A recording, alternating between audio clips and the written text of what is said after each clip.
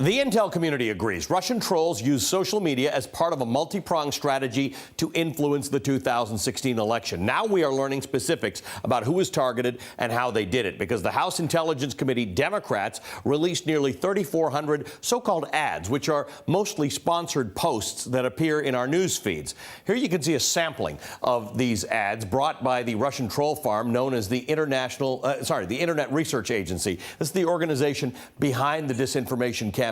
Some of the ads capitalized on Black Lives Matter. Others capitalized on other political issues, including immigration, gun control, LGBT rights. Others targeted followers of right-wing personalities like Sean Hannity and Rush Limbaugh and promoted political rallies and protests. Facebook says the Russian trolls spent nearly $100,000 on ads between 2015 and 2017. May not seem like much to you, but these ads are really cheap. The ads were mostly paid for using Russian rubles. Some cost as little as $10.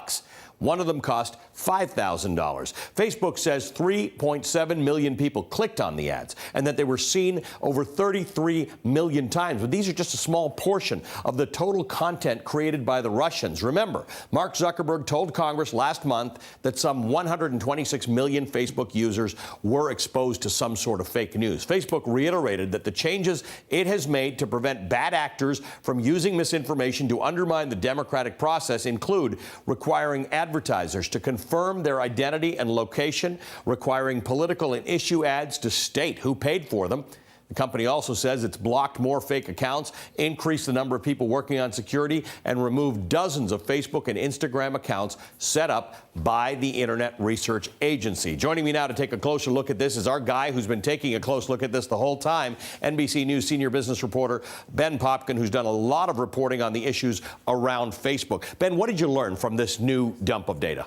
What's new here is that we're getting to see the targeting data. We're getting to see how the Russian trolls took specific times and went after specific people with their divisive messages. It's everything, as you said, from targeting those who were following right-wing personalities to a really bizarre thing that some of my fellow reporters on this story, Brandy Zadrozny and Ben Collins, pointed out to me is, for instance, after the Charleston massacre, mass shooting, they immediately started doing ads that were targeted in that area, saying how they could use that that tragedy to get more subscribers. So what's the magic? These could randomly show up in your news feed, but as soon as you liked something or clicked on it, the algorithm would adjust, and you would then not only see more of it, but you'd see almost an altered version of things that got a little deeper into whatever issue you were interested in.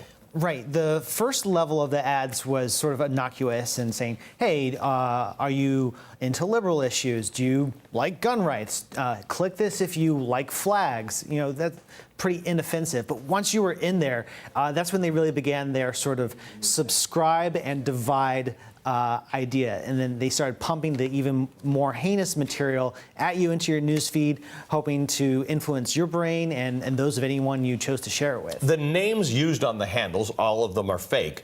You wouldn't know from looking. This one's called Heart of Texas. There are pro-veteran ones. There are pro-LGBT ones, pro-Black Lives Matters. You wouldn't know what's going on by reading these necessarily. No, absolutely not. I mean, there's nothing here to say at all that these were bought and paid for by Russian trolls sitting in St. Petersburg trying to meddle in our election. Oh, so what's the effect of this? People see them, they click on them, they get more of them, and then they share them. Right. They're basically using us to spread their message. They find people who might be kind of into those stories already, and then they feed them even more divisive content. And they're doing everything from just trying to rile people up to also get them to go to real life rallies, even setting up counter opposing rallies across the street from another, just to create strife, just to create noise and division. What else do we know about this? Is this the tip of the iceberg, or do we think we know most of this now?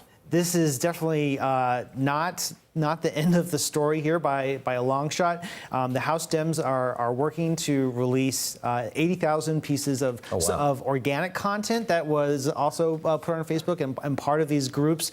This is sort of continuing the strategy that the government and the Dems and Mueller have been doing of almost sort of open sourcing their investigation. There's so much stuff up here, and they're throwing out to the people, reporters, so that guys like you can go through. You and your teams can go through it. Well, we appreciate that. Ben Popken, NBC News senior reporter, joining us.